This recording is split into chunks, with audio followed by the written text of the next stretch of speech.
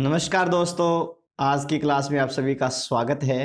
तो दोस्तों, अपने राजस्थान के इतिहास की चर्चा कर रहे थे, जिसमें अपने लास्ट के अंदर किसान आंदोलन की चर्चा की थी। आज अपने उसी टॉपिक को एक तरह से क्या है कि नए रूप में, मतलब आंदोलन ही है लेकिन वो जनजातीय क्षेत्र के अंदर है।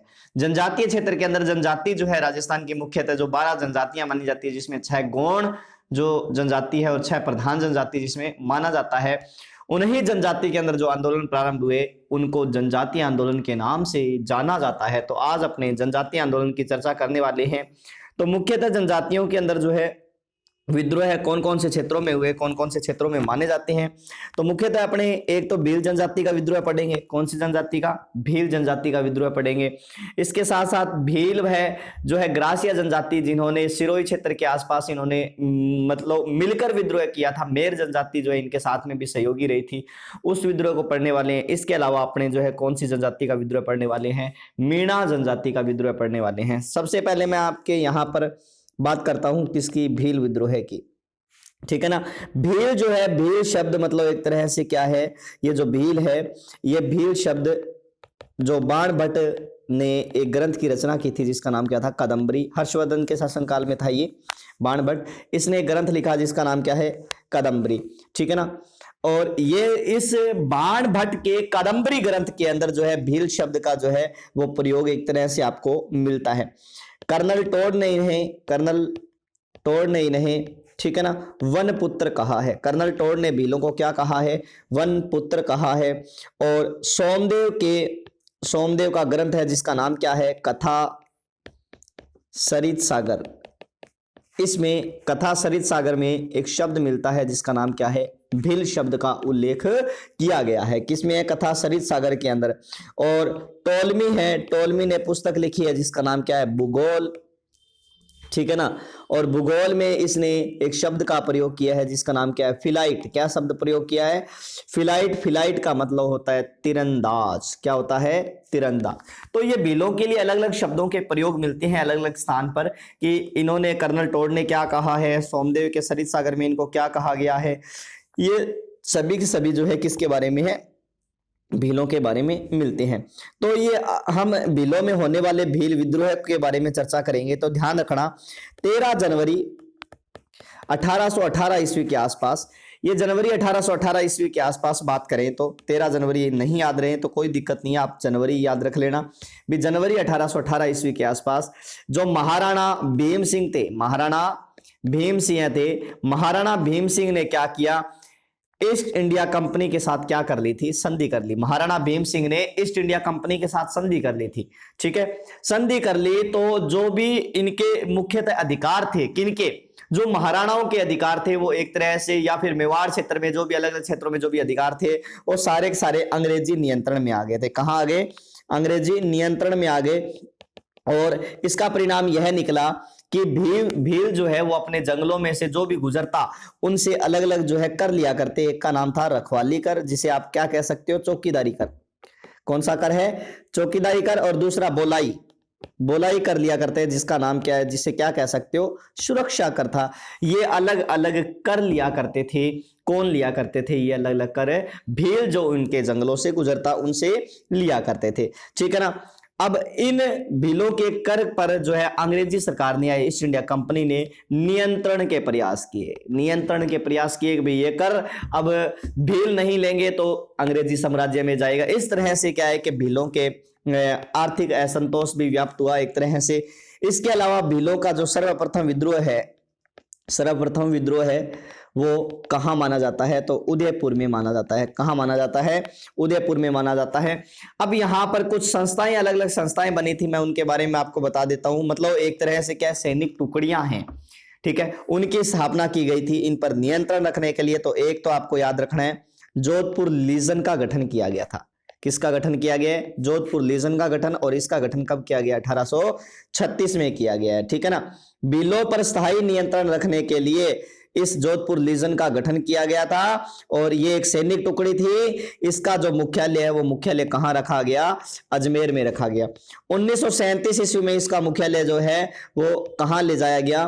तो सिरोही के बड़गांव में ले जाया गया। कहां ले जाया गया? सिरोही के बड़गांव में ले जाया गया। और 18 जो है सॉरी 1837 यही है, ये 1836 1837।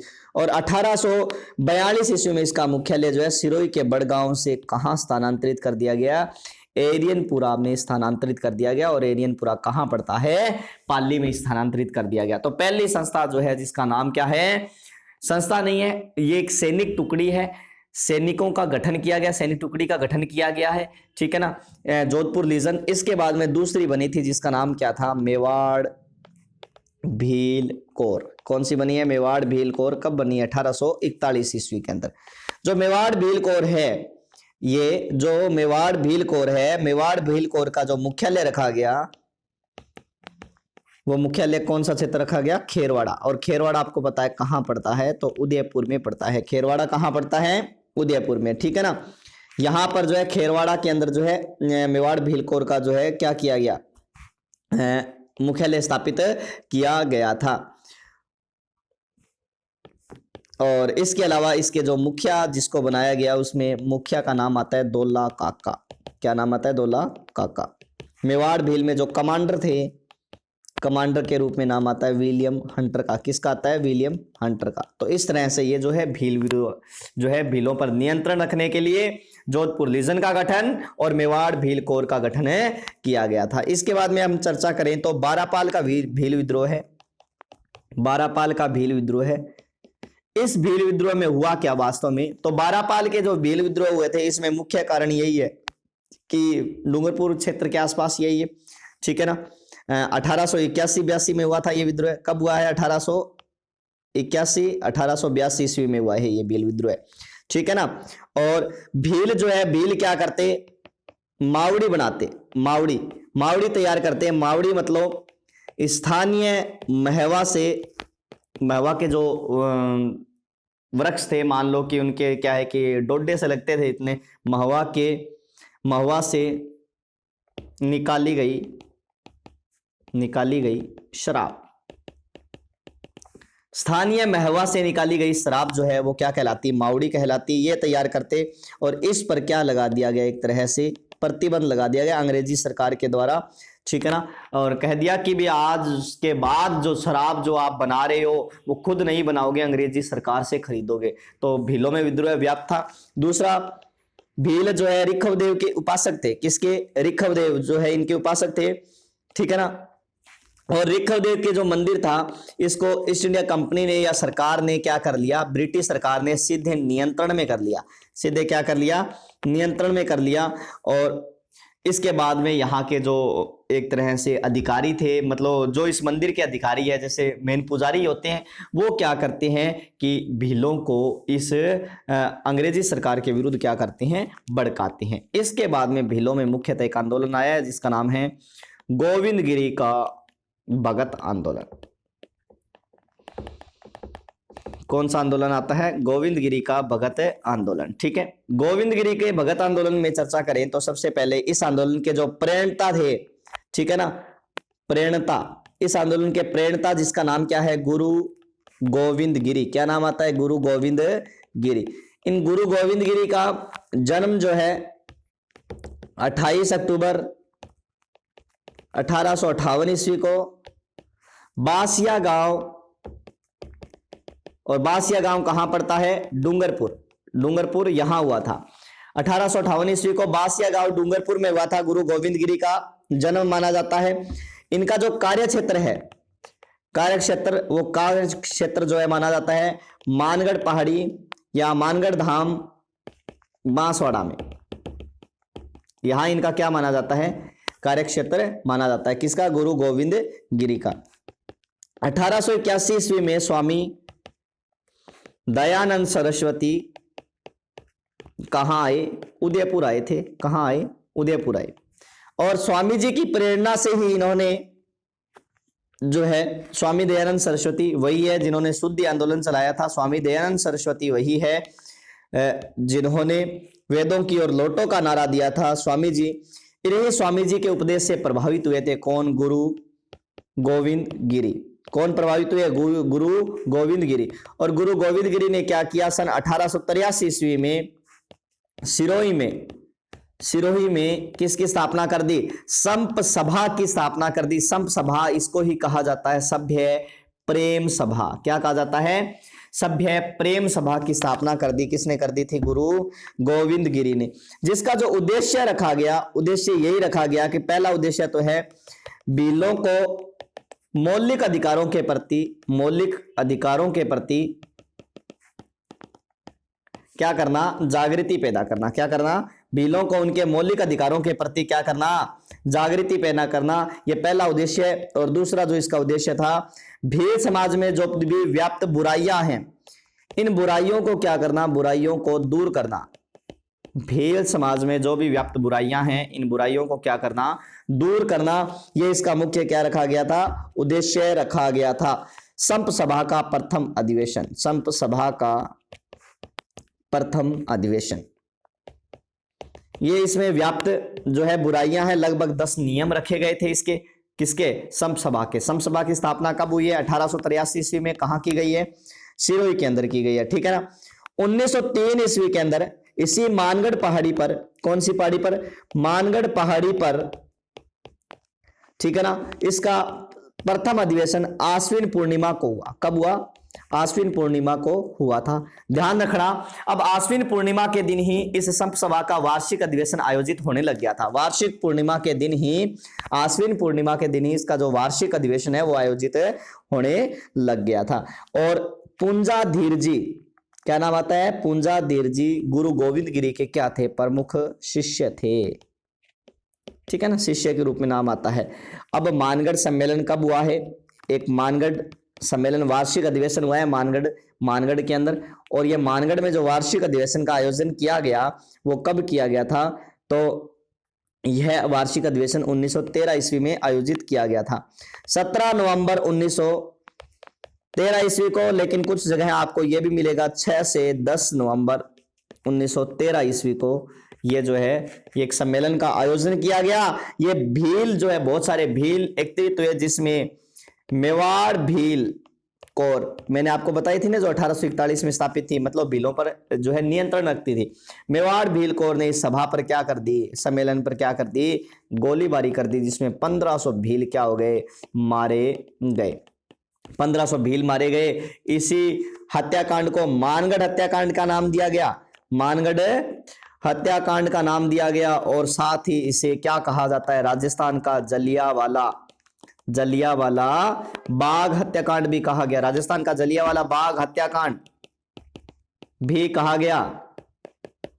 ठीक है, मानगढ़ हत्याकांड को क्या कहा गया? राजस्थान का। एक तो जलियांवाला बाग किसान आंदोलन में था, कौन सा? निमुचना किसान आंदोलन। एक जलियांवाला बाग हत्याकांड जिसको है वो किसको कहा गया है? मानगढ़ हत्याकांड को कहा गया है। 1500 भील मारे गए थे इसके अंदर, ध्यान रखना।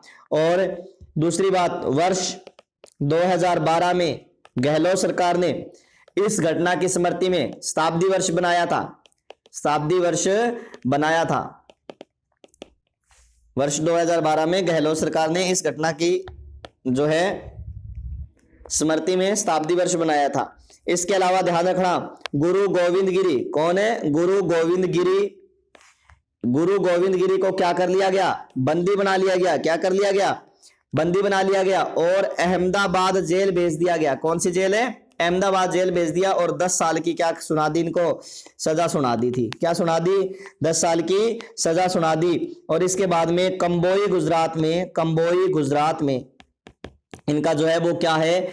अंतिम समय व्यतीत हुआ था। अंतिम समय क्या हुआ? व्यतीत हुआ था। एक चीज ध्यान रखना, 1911 में ही किसने? 1911 ईस्वी में ही गोविंद गिरी ने भगत पंथ की शुरुआत की थी। पंथ की क्या की है? शुरुआत की है। और 1910 में इन्होंने एक 33 सूत्रीय मांग पत्र तैयार किया था, जिसे गुरुजी की पर्ची कहा जाता है। गुरुजी की पर्ची कहा जाता है। दो बातें नोट में ध्यान रखनी है। 1910 में तो इन्होंने 33 सूत्रीय एक मांग पत्र तैयार किया है, जिसे गुरुजी की पर्ची। और 1911 में गुरु गोविंद गिरी ने भगत आंदोलन का क्या किया है? प्रारंभ किया है। अब इसके बाद में दूसरा आंदोलन आता है आपके मोतीलाल तेजावत का। किसका? मोतीलाल तेजावत का एक की भौमट या मातृकुंडिया आंदोलन।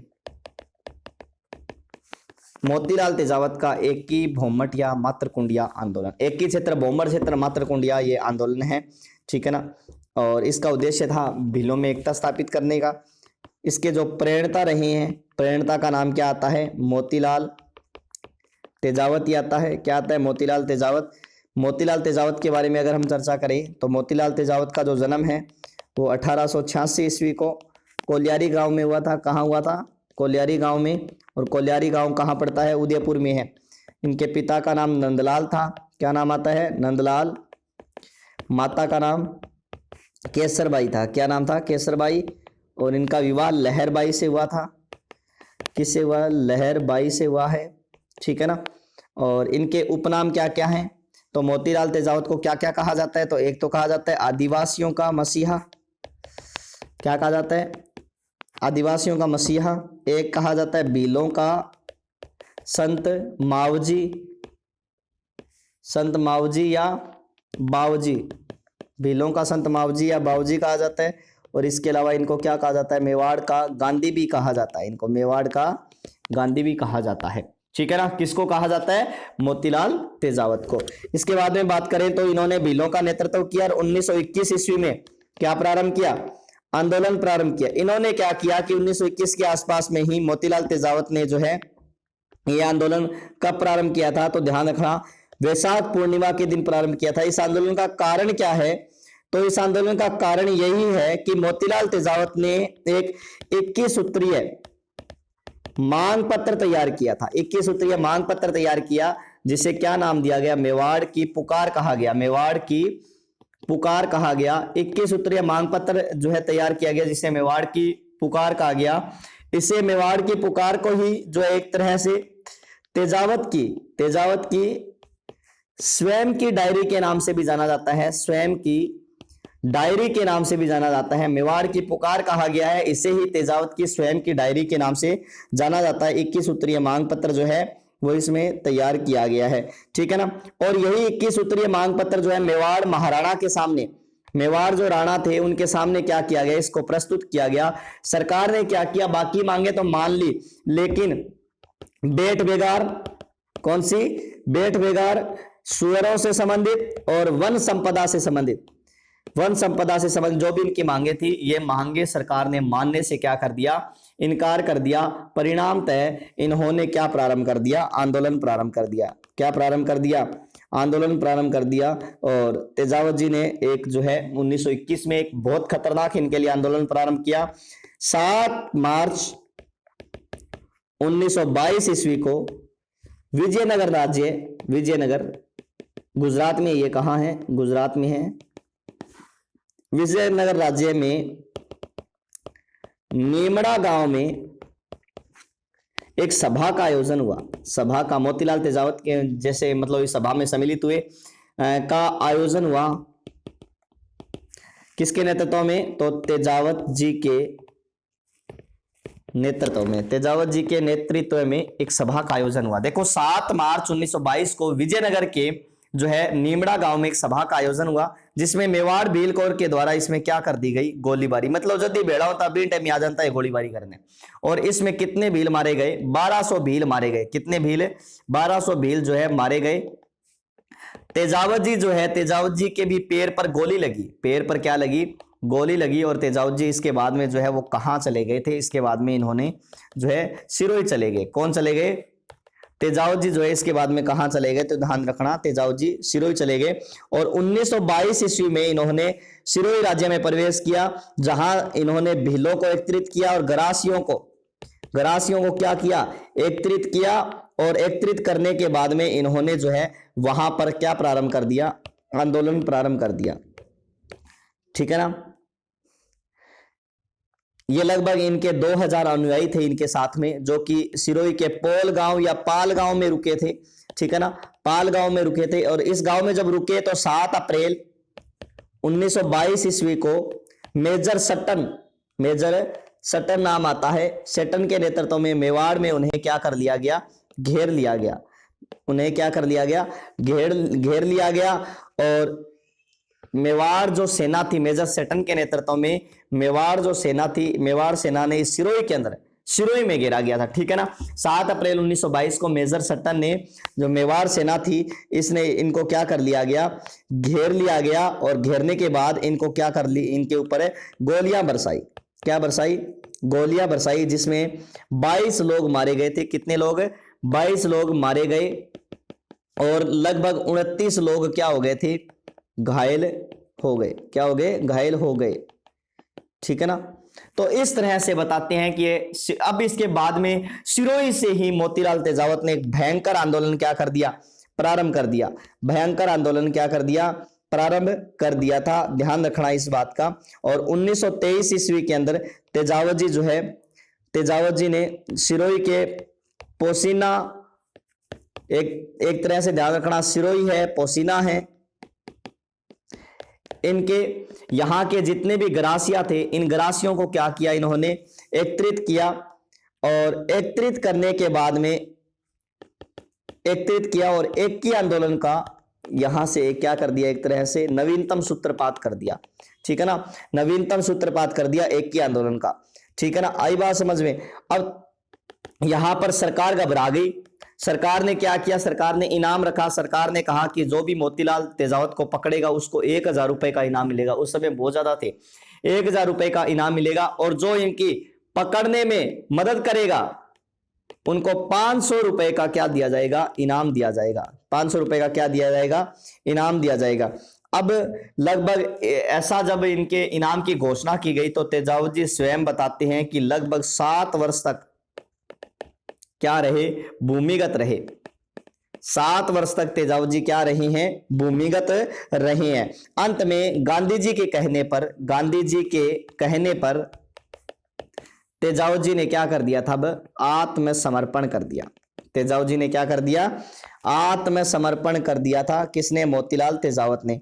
और जून 1929 ईस्वी को इडर राज्य की पुलिस ने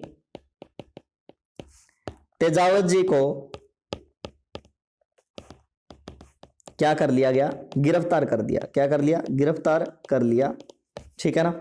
और कहां से गिरफ्तार किया था, तो ध्यान रखना, खेड़ बर्मा नामक स्थान से, खेड़ बर्मा नामक स्थान से इनको गिरफ्तार कर लिया गया। और इडर राज्य की जो पुलिस थी ना, इडर राज्य की पुलिस ने इसको किसको सौंप दिया, तो मेवाड़ सरकार को। किसको? मेवाड़ सरकार को सौंप दिया। और मेवाड़ सरकार ने, या मेवाड़ के जो महान न्यायालय था, महाइंद्राज सभा, कौन सी सभा, महाइंद्राज सभा, जो मेवाड़ का न्यायालय था, इस मेवाड़ के न्यायालय में इन पर क्या चलाया गया, तो इन पर क्या चलाया गया, ध्यान रखना, मुकदमा चलाया गया। क्या चलाया गया, मुकदमा चलाया गया। महाइंद्राज सभा में इन पर मुकदमा चलाया गया। इन्हें 10 वर्ष की सजा सुनाई गई। लेकिन मणिलाल कोठारी के कहने पर, मणिलाल कोठारी के कहने पर तेजावत जी ने 16 अप्रैल 1936 को, तेजावत जी को 16 अप्रैल कोठारी के कहने पर इनकी सजा कम कर दी थी, ठीक है ना। एक तरह से इनके विरुद्ध जो आपराधिक मामले थे, आपराधिक मामलों के विरुद्ध जो भी कार्य किए गए थे, वो जो है मणिलाल कोठारी ने क्या कर दिए, ठंडे मीठे कर दिए थे। उन मणिलाल कोठारी के कहने पर ही 16 अप्रैल 1936 को इनको क्या कर दिया गया था, रिहा कर दिया गया था। और इसके बाद में बताते हैं कि सबसे पहले यहां पर 16 अप्रैल के दिन एक लिखित आश्वासन दिया गया था, लिखित आश्वासन दिया गया था कि आज के बाद में ऐसे कार्य नहीं करेंगे। 16 तारीख को दिया गया था, मणिलाल कोठारी के कहने पर जो है महाइंद्राज सभा को दे दिया गया। लेकिन इनको रिहा कब किया गया था, 23 अप्रैल को रिहा कर दिया था। 23 अप्रैल 1936 को क्या कर दिया गया, रिहा कर दिया गया। और 1936 ईस्वी में ही ये रिहा होने के बाद में इन्होंने वनवासी संघ बनाया। कौन सा संघ बनाया, वनवासी संघ बनाया। और वनवासी संघ बनाने के बाद में इन्होंने अपनी गतिविधियां क्या रखी, जारी रखी, ठीक है ना। 16 अप्रैल को मणिलाल कोठारी के कहने पर लिखित आश्वासन दिया गया भी आज के बाद में मोतीलाल तेजावत ऐसा काम नहीं करेंगे। इसके बाद में 23 अप्रैल को इनको क्या कर दिया गया था, रिहा कर दिया गया था। ये था एक की भूमट या मातृकुंडिया आंदोलन। इसके बाद में आपके आता है कौन सा आंदोलन, मीणा आंदोलन। कौन सा आंदोलन है, मीणा आंदोलन, ठीक है ना। कौन से आंदोलन है, मीणा आंदोलन। मीणा जाति जो है वो कभी ढूंढाड़ क्षेत्र में जयपुर के आसपास रहा करती थी। जब बताती है दुल्हे राय ने इनको पराजित करके वहां से क्या कर दिया था, भगा दिया था। मतलब एक तरह से ये कि कछवा शासकों के नियंत्रण में थी। लोग कछवा शासक जो है, कछवा शासकों के जो राज्याभिषेक का काम था वो यही करते थे, ठीक है ना। तो इसके बाद में बताते हैं कि बाद में धीरे धीरे समय के अनुसार मीणा जो है, मीणा कितने भागों में बंट गए, दो भागों में बंट गए। कितने भागों में बंट गए, दो भागों में। पहले जो है वो मीणा का नाम आता है जमींदारी मीणा, और दूसरे मीणा थे जिसका नाम क्या था, चौकीदारी मीणा। कौन से मीणा, चौकीदारी मीणा। मीणा दो भागों में बंट गए, जमींदारी मीणा जो जमींदार का काम करते, मतलब कृषि कार्य करते, और चौकीदारी मीणा जो चौकीदार का कार्य करते, चौकीदारी का कार्य करते थे। ये मीणा दो भागों में बंट गए थे।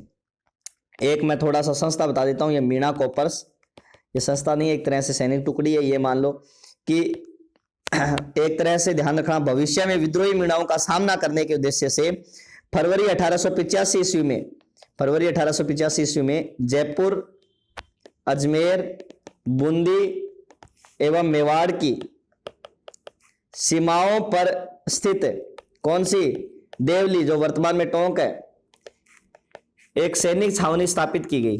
क्या की गई, एक सैनिक छावनी स्थापित की गई। मतलब ये पहले देवली टोंक की सैनिक छावनी स्थापित हुई थी, कब, 1885 ईस्वी में। इसके बाद में 1921 में इसके बाद में एक सैनिक छावनी और स्थापित हुई थी, वो बता देता हूं पहले। इसके बाद में बताते हैं कि 1857 से 1860 ईस्वी के मध्य इस सैनिक छावनी का नाम 40वीं देवली मीणा बटालियन रखा गया। 40वीं देवली मीणा बटालियन रखा गया। इसके बाद में 1921 ईस्वी में इस सैनिक छावनी में 43वीं एरियनपुरा रेजिमेंट को मिलाकर, 43वीं एरियनपुरा रेजिमेंट को मिलाकर मीणा कॉपर्स की स्थापना कर दी। मीणा कॉपर्स की स्थापना कर दी गई। तो मीणा कॉपर्स कब बनी है, तो मीणा कॉपर्स 1921 ईस्वी के अंदर बनाई गई है। तो मीणा कॉपर्स का ध्यान रखना भी, पहले तो एक देवली छावनी बनी थी, बाद में देवली को ही देवली मीणा बटालियन कर दिया गया, और इसके बाद में इसमें 43वीं जो एरियनपुरा रेजिमेंट थी उसको और मिला दिया गया था। अब पढ़ते हैं मीणा आंदोलन। 1924 से लगभग 1952 तक चला है ये मीणा आंदोलन। क्या हुआ कि 1924 ईस्वी के अंदर एक कानून बना भारत सरकार के द्वारा, जिसका नाम आता है क्रिमिनल ट्राइब्स एक्ट। कौन सा, क्रिमिनल ट्राइब्स एक्ट, अर्थात जरायम पैसा कानून। ये कानून बना क्रिमिनल ट्राइब्स एक्ट, जरायम पैसा कानून, अर्थात मीणा जाति जो है वो जन्मजात अपराधी जाति ऐसा घोषित कर दिया गया, ठीक है ना। क्योंकि विद्रोह चौकीदारी मीणाओं ने किया एक तरह से, क्यों, क्योंकि चौकीदारी मीणा सरकारी कार्य करते थे एक तरह से, उनके पहले जो टाइम से जो है वो सैलरी आ जाती थी, लेकिन बाद में सैलरी आना बंद हो गई, जिसके कारण इन्होंने लूटपाट प्रारंभ कर दिया। तब ये कानून बनाया गया, कौन सा, क्रिमिनल ट्राइब्स एक्ट, जिसे 1930 ईस्वी में इसे कहां लागू कर दिया गया, जयपुर में भी क्या कर दिया गया, लागू किया गया। जयपुर में भी क्रिमिनल ट्राइब्स एक्ट को क्या कर दिया गया, लागू कर दिया गया। इसके तहत प्रत्येक 12 या 14 वर्ष के ऊपर के जितने भी बालक थे, चाहे स्त्री जो है चाहे पुरुष है, जो भी है, उसको पास के थाने में जाकर हाजिरी लगानी पड़ती थी, और पास का थाना 5-6 मील दूर होता था। और एक तरह से क्या है कि थाने में जब हाजिरी लगाने जाते तो आधा दिन इनका ऐसे ही निकल जाता, जिससे इनकी आर्थिक स्थिति क्या हो गई, कमजोर हो गई, क्योंकि बहुत लंबी लाइनें लग जाती थी। अब प्रत्येक व्यक्ति को आपको कह दे भी पूरा गांव जाओ और राशन ले आने जाओ तो ही लाइन लग जाए इतनी लंबी पे, तो फिर हाजिरी लगानी पूरा गांव जाओ। तो इस तरह से इन सबको देखते हुए 1933 ईस्वी में मीणा क्षेत्रीय सभा की क्या की गई, स्थापना, जिसका मुख्य उद्देश्य क्या था कि आपके द्वारा बनाया गया जरायम पैसा कानून को क्या किया जाए, समाप्त किया जाए। लेकिन 7 अप्रैल 1944 ईस्वी को यह अपने कार्य में या अपने उद्देश्य में सफल नहीं हो पाया, इसीलिए 7 अप्रैल 1944 ईस्वी को जैन मुनि मगन सागर के नेतृत्व में, मगन सागर जी के नेतृत्व में नीम का थाना में एक सम्मेलन हुआ, एक क्या किया गया, सम्मेलन हुआ, ठीक है ना। इस सम्मेलन के अंदर जयपुर राज्य मीणा सुधार समिति जयपुर राज्य मीणा सुधार समिति की क्या की गई, स्थापना की गई। इस सम्मेलन में जयपुर राज्य मीणा सुधार समिति की क्या की गई, स्थापना की गई। और इसके अध्यक्ष जो है वो किसको बनाया गया, श्री बंशीधर शर्मा, ठीक है ना। इसका जो उद्देश्य रखा गया वो उद्देश्य यही था कि मीणाओं में जो भी व्याप्त बुराइयां हैं, इन बुराइयों को क्या किया जाए, बुराइयों को दूर किया जाए, ठीक है ना। और जरायम पैसा कानून को क्या किया जाए, समाप्त किया जाए। जरायम पैसा कानून को समाप्त किया जाए, ठीक है ना। चौकीदारी प्रथा को भी समाप्त करना, यह भी रखा गया। चौकीदारी प्रथा जो थी उसको भी क्या किया जाए, समाप्त किया जाए। लेकिन ये सम्मेलन जो है सम्मेलन ही रहा एक तरह से। इसके बाद में 31 दिसंबर 1945 को उदयपुर में, कहां पर, उदयपुर में अखिल भारतीय देशी राज्य लोक परिषद, इस परिषद का क्या हुआ, सम्मेलन का आयोजन हुआ। इस सम्मेलन में भी जरायम पैसा कानून समाप्त करने की मांग की, ठीक है ना।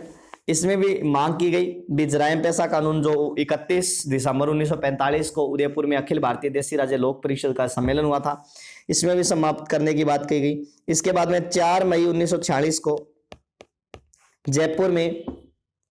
जयपुर राज्य में जरायम पैसा कानून